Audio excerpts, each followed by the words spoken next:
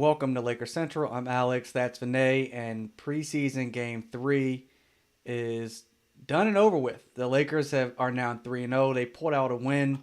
We finally got to see LeBron and AD make their debuts. Kyle Kuzma continues to look great. Taylor Horton Tucker continues to look great. Vinay, man, yeah, what can you say about tonight's win? Well. 3 games up and 3 games. Kyle Kuzma has not embarrassed me as a fan. He played pretty well today, huh, Alex? I feel like he did a pretty good job today. 23 points, man. I was watching him, and to everybody that has issues with Kuz or whatever, man, like in 3 games he scored 66 points. I mean, he's scoring. He's doing what I think we thought he could do given the opportunity again. 66 Yes. points. He's hit 8 3-pointers in the last 2 preseason games, so it should be nothing to complain about. I did, however, see his photo shoot all over my timeline. Thanks, Vinay. I would imagine that's because of you. But That he's is playing probably well. because of me. Yeah. So yeah, he had a good game today. He started off really hot. I think first quarter he had 10 points, and then he finished the game. I think you said it was 23, right? And so Yep. it was a good game from him. But obviously the conversation is not about Kyle Kuzma today. It is about what LeBron James and Anthony Davis look like. And they started off a little rough, I would Mm-hmm. say, during that first shift, Yep. like we sort of expected. But then they looked really good. And in that second quarter, I want to say, Mm-hmm. yeah, because they didn't play the second half.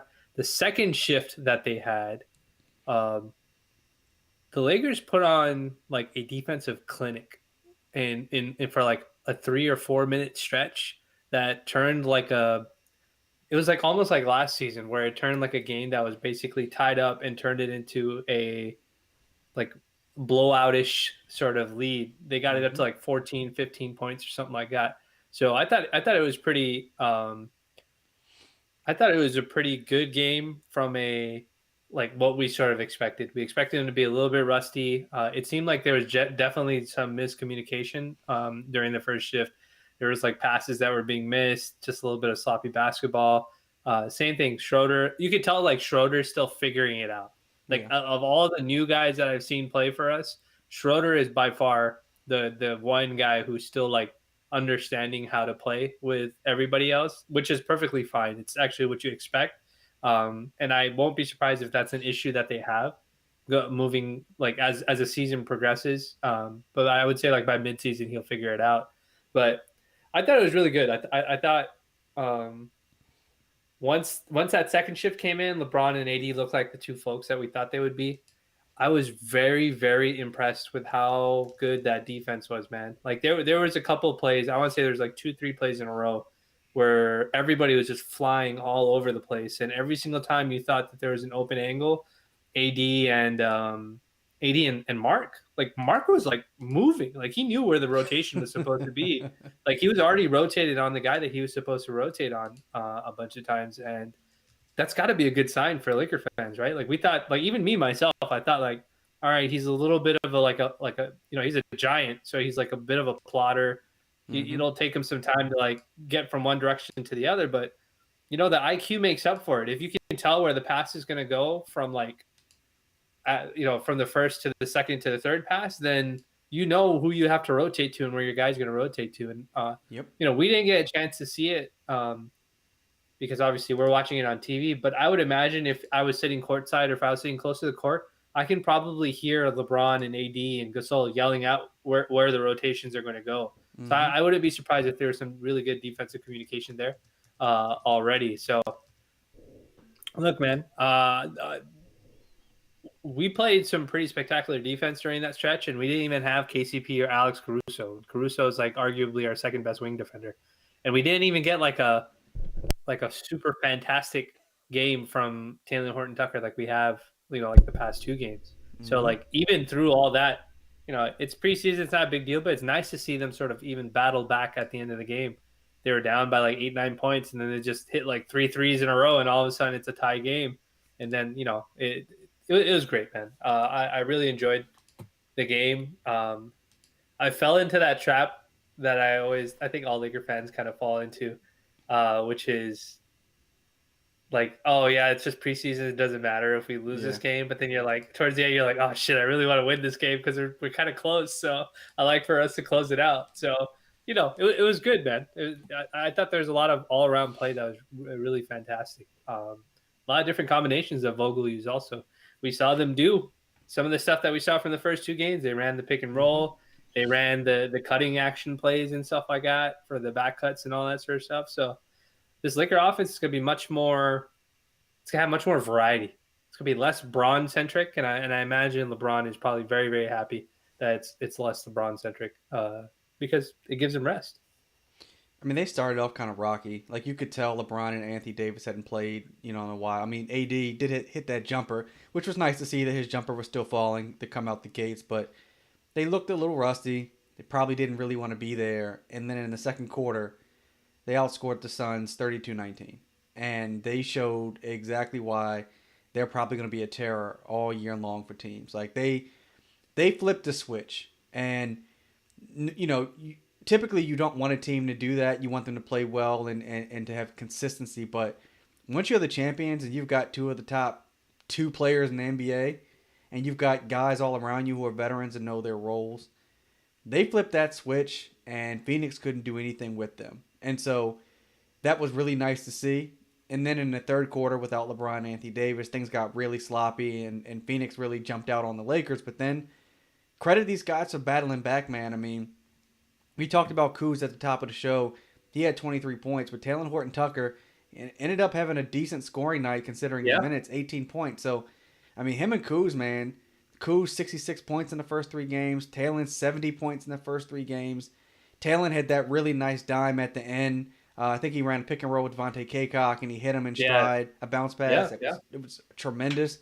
So for Taylor Horton Tucker to continue his improvement, his growth, especially with Alex Caruso dealing with the hip issue that same issue it looks like he had last season. So hopefully it's not something that'll linger. And then with Schroeder, I think he twisted an ankle or something. So he He, went out. What'd you it say? looked like he tweaked it. It looked like he tweaked it. I think that's what Trudell reported Yeah, a little bit later. That was a slight tweak, but obviously Lakers are they're going to make sure that they don't risk anything, right. too crazy. So I mean, the great thing this year. So remember last year, somebody would be out, and you could just tell we didn't have anyone to plug in for their role. You Yep. look at this season, and Caruso hasn't played really this preseason. Schroeder he got nicked up a little bit, but then you still have Taylor Horton Tucker, who's been a complete surprise, I think, to most fans.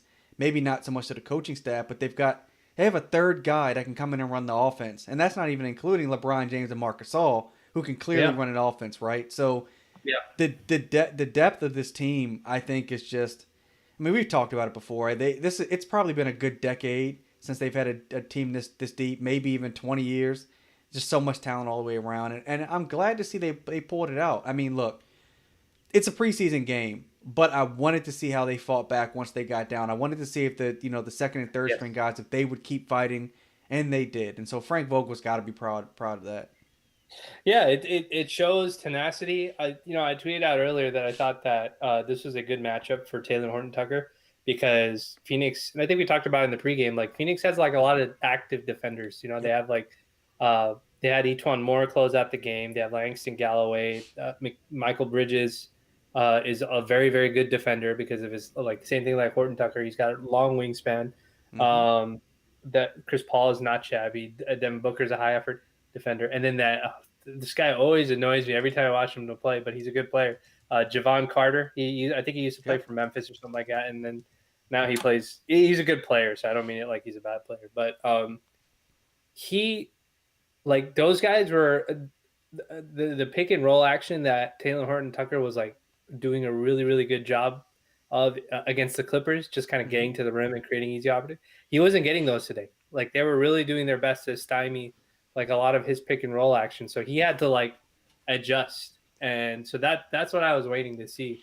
Like what happens when you don't get the stuff when the team just says, "All right, we know you like doing this. We're going to take this away from you." And so now what are you going to do? And I would say like towards the fourth quarter when they had a whole bunch of different guys in there, he started getting downhill. They brought that pick Mm-hmm. and roll a little bit more to half court, so it helped him out and stuff like that. But that's a good learning experience. Like if you're trying to track his progression from there, Yep. this is a point where you can say, okay, look, we know he can navigate a pick and roll. We know he can set up guys. We know he can finish through contact, and we know he's got that backhand reverse layup with the English off the backboard that's really nice. Yep. But if somebody starts trying to jam him up in the pick and roll, or the big guy and his defenders starts jamming up his pick and roll, how does he respond to it? So he had some trouble today. Eventually, they let off of him a little bit, and he ended up playing better. But what I want to see is him go through those situations more. I want him to get jammed up more in the regular season because that's going to be very valuable experience for him. The other thing I'll also say, which I thought was really interesting that I saw, there was a couple of plays, and this is not Taylor Horton Tucker related. This is Kuzma related. There was actually a couple of sequences in where Kuzma was he dribbled the ball a little bit too much. Mm-hmm. And I felt like it was going in the direction of an isolation possession where he was going to dribble too much and take like it's weird. He gets himself out of rhythm when he Yeah. dribbles the ball too much, right? It's normally the other way around. Most guys who dribble a lot try to get themselves into a rhythm, and he gets himself out of one. And there was legitimately a couple times where he lost the dribble after maybe like 4 to 5 dribbles. He picked up the ball and he just passed it away. He didn't force his shot. He didn't try to like break his guy down. He just gave it up and said, you know what, I'm not going to make this shot. I'm like, it was almost as if something in his brain clicked and he was like, oh, I'm not going to make this. Like I'm Right. already out of rhythm. So he gave it up, but then the ball came back to him. And one of the plays I'll probably pull is he did it on that turnaround pull up that he likes to do on the left hand side. He made one last game where he did one dribble, turned over his right shoulder, did the fadeaway jumper, and it went in. He did so in this game today. He set up the same play, but he dribbled it more than 3 times. And like I was just like, oh, he's gonna attempt. I know what he's gonna attempt. He's gonna attempt the spin, and then he didn't do it. He picked the ball up, kicked it back out to I want to say it was either Gasol or it may have been Schroeder, whoever was out there, and then he reset his position, called for it again, and then took the one dribble turnaround, and it hit the back of the rim, and then it dropped in and got a shooter's bounce. But just like that small moment, I was just like, if this was, and look, this is just me extrapolating a lot out of 3 games, Mm-hmm. but just those small behavioral differences make me think that Right. he's either watched tape or somebody's told him, if you dribble too much for some reason, it throws off your shot mechanics. So if you do it too much, just give it up. It'll come back to you. Take a shot that's more in rhythm. And I'm definitely gonna pull tape. My next write up is gonna be about like how like less is more with him.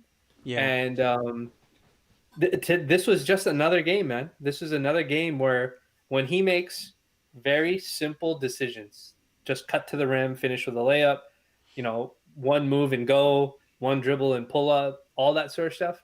He can be so good, and that's something that I don't like. We talked about it before. We're not always going to have 3-and-D guys play for us Mm-hmm. on veteran minimums. We need, like, I don't know what it's going to cost to retain him next year, but he's developing an important style of play that's complementary to LeBron and Anthony Davis and stuff like that. So, I'm glad that I get to see progressions, right? I'm glad that I get to, aside from just watching the Lakers try to win games and stuff like that, the thing that'll keep my interest as a Lakers fan during the regular season will be to see if he can keep that consistency, right? Yeah. Can the regular season consistency, can THT make those improvements?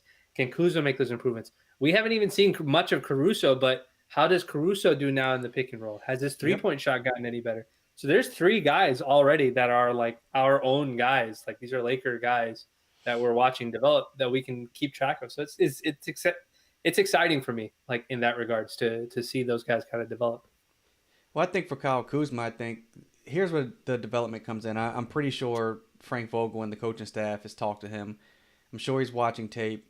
But I think last season when he would maybe get rolling and he would over dribble a bit, I think it had a lot to do with him thinking he wouldn't get the ball back. And probably last year Yeah. he might not have. But this year there's more shot creation on this team this year than there was last year, and so there's Mm-hmm. more of an opportunity for that ball to make its way back to someone like Kyle Kuzma. I think it's important for him to be, and I to whoever's watching, whoever's listening, I'm not making this as he's as good as either one of these guys, but I think his game, his offensive game, needs to be more tailored towards Klay Thompson and less James Harden. He Yes. does not Yes. need to dribble the way that some of the other guys do around the NBA. James Yes. Harden can get away with it because he's James Harden, but for Yeah. Kyle Kuzma, oftentimes when he gets into his dribbling, his shot ends up being short or low, or it clangs the front of the rim.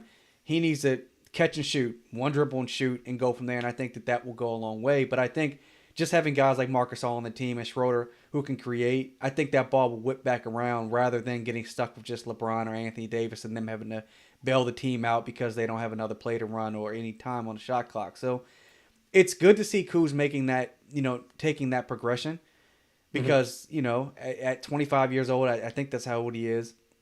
There's only so much more growth that you're going to have at that age in the NBA. Obviously not in life, but just specifically to your NBA game. And I Sure. think oftentimes he just needs to settle down. And he had it Yeah. rolling tonight. He kept the Lakers in it early when no one could really hit a shot. He was certainly knocking them down. But once the team got going, he was rolling. And this all goes back to the Lakers drafting well, late in the first round and in the second round and getting these guys on these cheap contracts because Kyle Kuzma on another team might make $9 or $10 million right now. He might make Mm-hmm. more than that when his extension comes up. So it's a nice luxury to have, and I hope that he's found his rhythm in this preseason.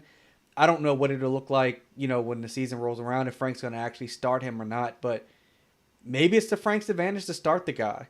I mean, I don't know. What do you think? I mean, I think there will probably be some games where he starts, just because somebody's taking like if I think games like where LeBron sits out, he's going to Yeah. start for sure. He's going to be the guy who starts for him. So I think that'll be fine. I don't know if he's going to start just like over KCP or West in that two guard spot. I think it would have to take injury or something like that for that sort of situation to Yeah. happen. But I think teams are going to, if he can continue. I'm not look realistically, he's not going to average 20 a night. Okay, it's very very hard to average 20 a night Mm-hmm. unless you get a whole lot of minutes and a whole lot of volume. And I expect AD and LeBron to play at least 30 minutes a game. I don't think they'll play less than that. So unless there's like big blowouts early on in games and stuff like that, and so they can just and the bench is doing.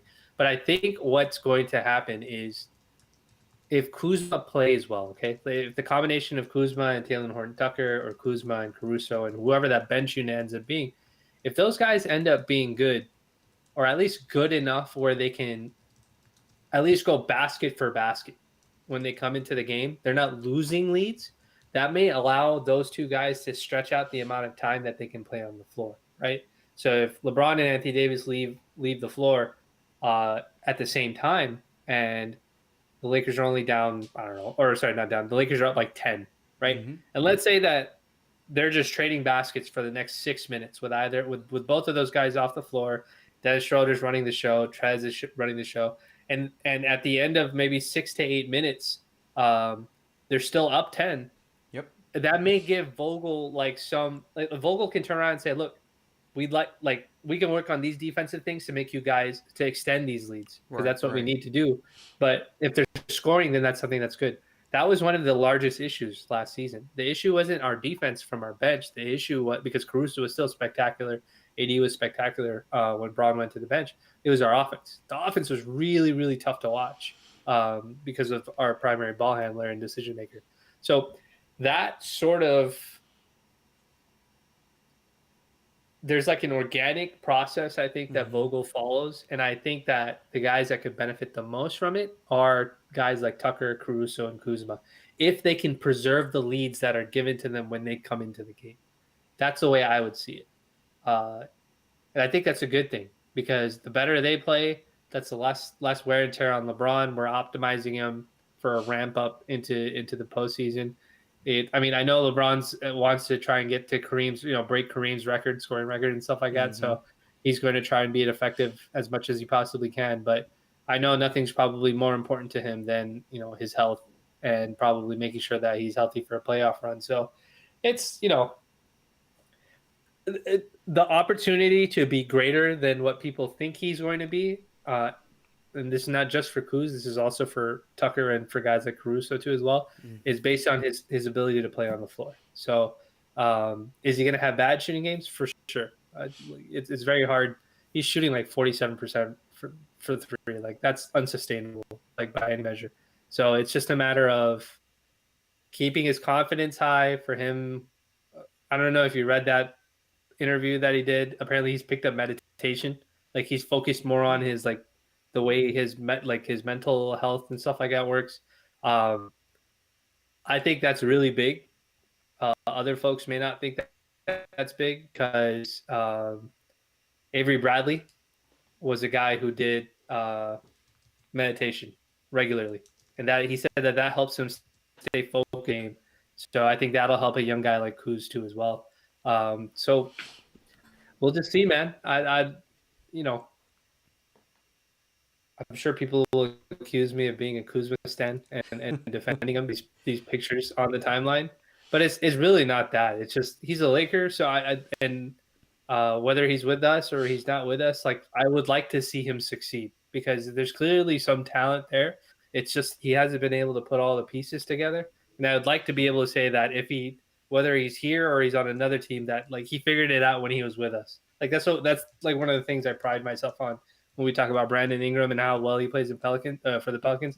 Mm-hmm. Obviously, he's worked very hard to make himself into an All Star, but we saw signs of that, like when he was with the Lakers. We saw him figuring it out when he was with us, and so that's like a point of pride for me too. Like I would like to see these guys figure it out before they either continue their journey with us or they don't. So I'm rooting for his success, but this is a good sign, man. Like he's also healthy. Remember last year Yeah. he couldn't even participate in any of this. So he's had, some time to rest too as well. That's something I thought about a lot, and people said I was making excuses for him because I tried to eloquently explain every year that he was on this team through last season was different. That first year, really nobody saw him coming out of Utah, but that team was full of rookies.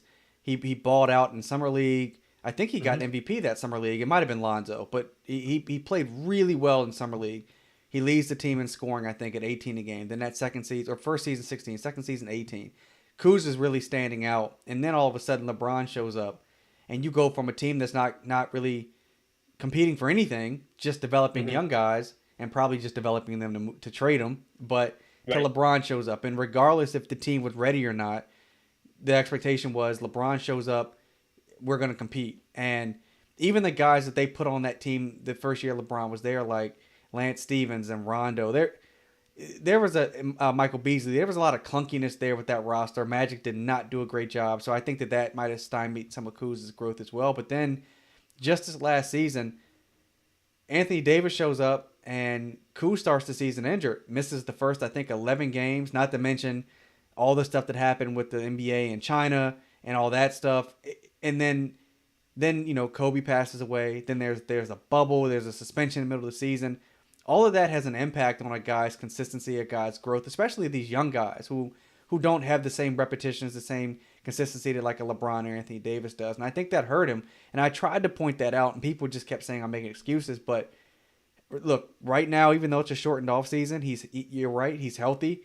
He's been able to practice with his guys. The league has various protocols set up.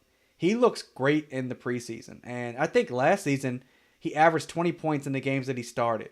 So, I anybody out there that's a Lakers fan should be cheering for him. I know that Lakers Twitter likes to bully guys into being great. They think that works, that's sustainable. It really isn't. I think that's ridiculous. But I think it. I would say this. I think we as fans like to say we like to say that it is us bullying, but it's not so much us bullying. It's us like letting players know like mm-hmm, what is the expectation of putting on this jersey. Because I don't want to give the guys that do it like a bad rap in terms of like, yo, you guys should, like obviously you shouldn't take it to extremes like death threats, and I don't think real Laker fans ever do anything like that.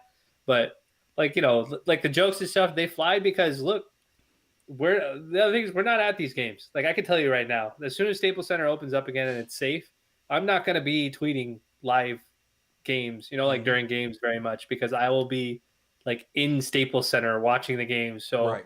the only way you're gonna see my tweets, or not my tweets, but the only things you'll hear about me, um, as it relates to the game, is when I stand up in wherever I'm sitting and start yelling out, "Watch out for the back screen! What are you doing?" That kind of stuff.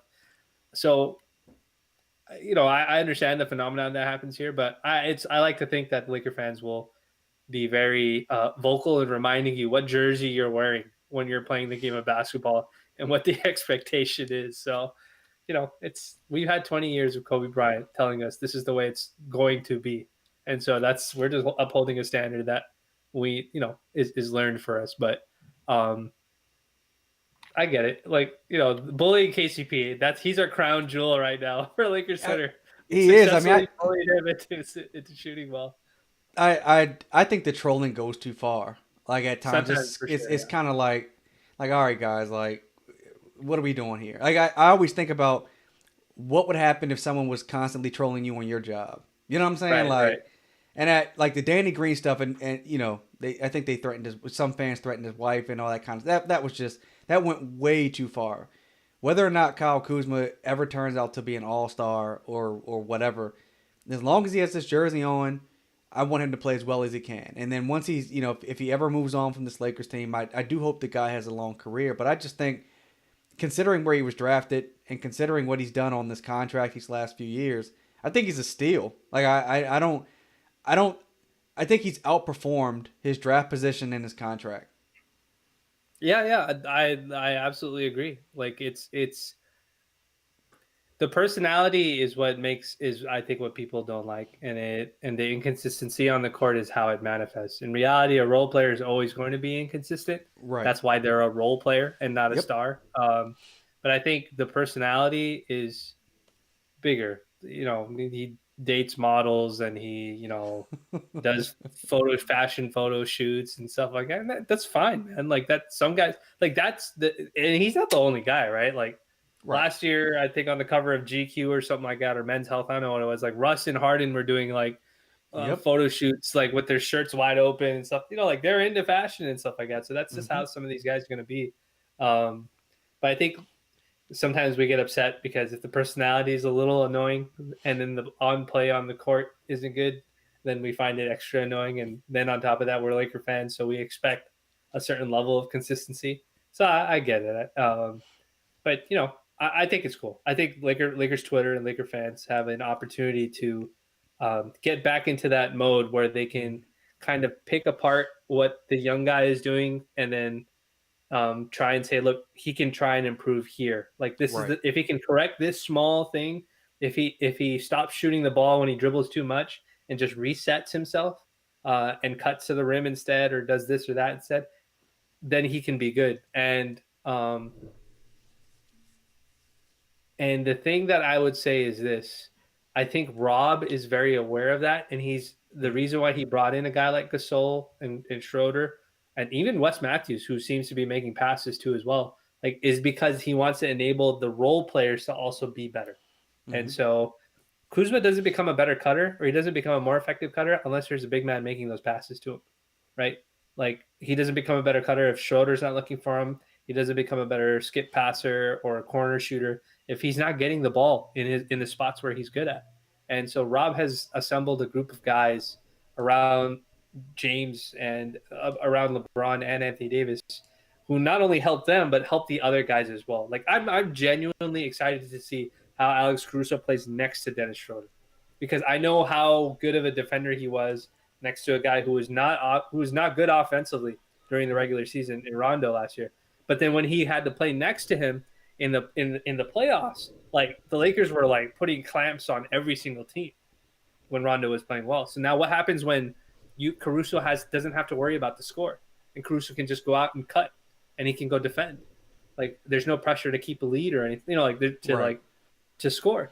And I'm just so curious to see what that looks like, because I feel like that'll help them out.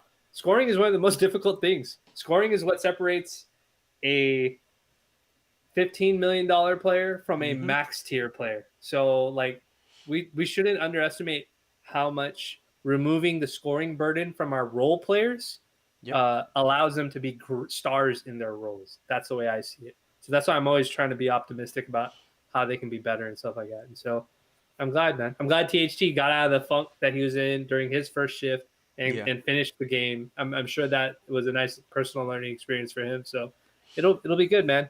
I like his poise. He's still continuing to be very, very poised.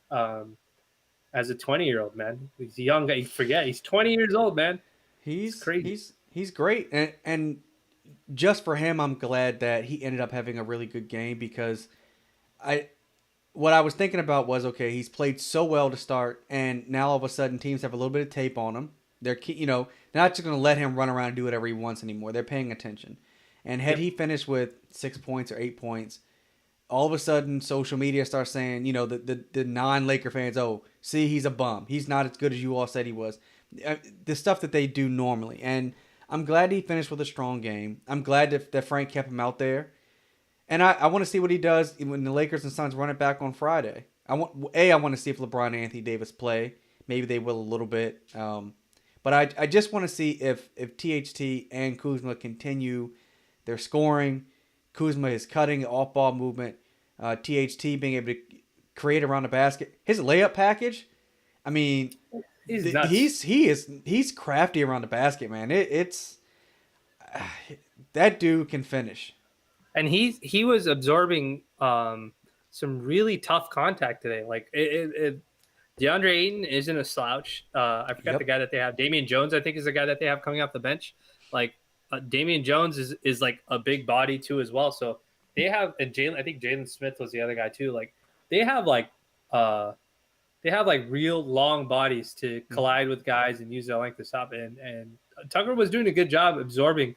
He's when he gets downhill, he's almost like a bowling ball. It's like the way his body is, because his Yeah. torso is like not long. It's like Mm-hmm. his arms are really long, but his body's like his torso is not so long. And he doesn't really jump, like explode off the ground like that. So it's almost, he seems like a bowling ball when he's like coming and he collides with full force. But then because he's got such long arms, it doesn't take him any effort at all. And he has Right. gigantic hands. Apparently, he can make these easy layups and stuff like that. So it's there's a lot of promise there. And all of these reps will only help him get better and better and better as a player. So I'm very, very glad to see that. And like I said, man, there are lineups out there if the Lakers decide to do it. Because you have to remember, Kuz was like 6'8", so he's not small, Mm-hmm. right? So there may be lineups out there. There may be lineup configurations out there where Vogel throws out like Schroeder. He throws out like Schroeder, Caruso, Taylor Horton Tucker, and Kuzma, because now it gives him two on-ball pick and roll guys and then two off-the-ball guys in Caruso and Kuzma, and then whichever center they decide to go with, maybe Marc Gasol for the passing and rim defense, or maybe Montrez for that, depending on what lineups they run against and stuff like Right. that. You never know, and it's pretty exciting to think about all the different flexibility that the Lakers have with some of these players and some of these lineups. The one of the good things when you have a team with a couple superstars and veteran players, and then you've got one or two young guys. Those young guys, man, they have to take reps up against the best players in the world. Like if you're taking reps against LeBron James and Anthony Davis, then when you have to go play against Kawhi, Giannis, or any of these other guys, you shouldn't be worried. You shouldn't be afraid because you're constantly every day playing against the best of the best already. And I think Right. having these guys around them like Marc Gasol, who one of the smartest players, in recent memory. He loves the game. I think that he will be a good teacher for these guys. There's a lot of room I think for THT to continue to grow. What we're seeing out of him these first 3 games, I don't think that that's a fluke. I don't know if, like, again, just like with Kuzma, I don't know if THT ever becomes an all-star or anything like that, but Sure. he's showing us something. And I almost wonder, again, anyone watching or listening, I'm not making this as a apples to apples comparison, but when Kawhi came into the NBA, he kind of came out of nowhere, and he was a guy. It took him a little bit longer to catch steam, but he was on those San Antonio teams that had these Tony Parker, Manu Ginobili, and Tim Duncan, and kind of like he was able to kind of grow into his own because those guys had all the spotlight. Mm-hmm. THT, not that he'll become a Kawhi, but with the long arms, the massive hands, you never know what he can turn into down the road. And I know that Lakers fans are always thinking the next superstar. We're always thinking, what are the Lakers going to do when LeBron can't go at LeBron's level anymore. Who are they going Right. to pair with Right. Anthony Davis? Guys like this, you find these diamonds in the rough. Like every superstar didn't start off a lottery pick. Sometimes guys Right. get found in Right. later rounds, and so I'm loving this kid's game. Yeah. It's. I think he has a lot of promise. I don't think the. I think the only thing preventing him from being a standard rotation guy, like a standard backup 2 or a backup 1, Hmm. is experience. And Yeah. I think he'll get that experience this year. I think we said it on the last post game. Like this is a good problem to have, like to have to try and fit in these minutes. And frankly, to be honest, like the Lakers are going to have to pay a lot of people. Like Schroeder's going to want an extension or something like Yep. that. So it's like it's kind of good to be able to see if Horton Tucker can be the guy that maybe fills that role because maybe Schroeder gets too expensive for the Lakers for whatever reason. Like the Lakers won't feel it won't be as difficult for the Lakers to have to kind of fill the gap or fill the need, the void of losing somebody, or maybe Alex Caruso because Alex Caruso is also unrestricted free agent, not unrestricted, but he's a we have his early bird rights. He may get too expensive for the Lakers, Hmm. or Kuzma may get too expensive for the Lakers. So it's like I said, it's a good problem to have. But the best part is that we continue to see that Tucker and Kuzma continue to play well together. As long as these guys keep playing well together, and it doesn't turn into a situation where they're like they need to eat each other's minutes, Hmm. and they can find ways to be effective together. That's nothing but good stuff for the Lakers. That's the best way to. That's the best way to think. That's best possible situation that can happen for this team. All I can say is, man, to close out, Frank has done a phenomenal job, and so has Rob Pelinka, and so have Mm-hmm. these guys. I feel like these guys are taking preseason seriously. Um, Yeah. they could have easily. They just won a championship. They could be phoning this whole thing in. They're the champs, but they're the Lakers.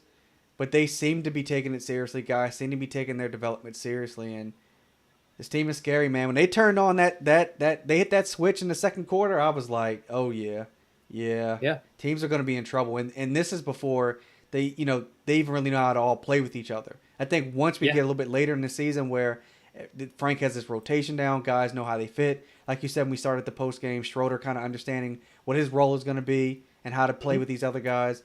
They might have another. They might have two or three gears, man, that they can go to. Yeah. This we talked about this. I think in the when we talked about the extension, and I think it was the extension pod that we did. Nobody thought that the Lakers had a switch in back 20 years ago when it was Shaq and Kobe. Yep. And when they ended up winning less regular season games off the heels of winning a championship, people had thought that, oh, you know what, maybe this team has kind of already, they're not like they're a contender, but they may not be, like repeat ready. And then they ripped off a historic run. Mm-hmm. That's a big deal. And that was something that nobody could. I don't even know if Laker fans could have predicted that, but you could see like in these small moments when they decide to play defense and stuff like that, like this team can put away a team real fast or erase a deficit real Yep. fast too. They've got the firepower to do that. So it's exciting stuff, man. I can't wait for the next game on when is it Friday? Yeah, so we're gonna play at 7:30 Yep. on Friday. It should be nice. Lakers Twitter Friday night. Oh Uh, yeah. I'm sure they'll be up and active. I'm sure. Well, guys, we're going to close out. Thank everybody for watching. Thank you for listening if you happen to be listening to this as well. And we'll be up a little bit longer probably with you guys on Lakers Twitter. So, again, you've been listening to Lakers Central.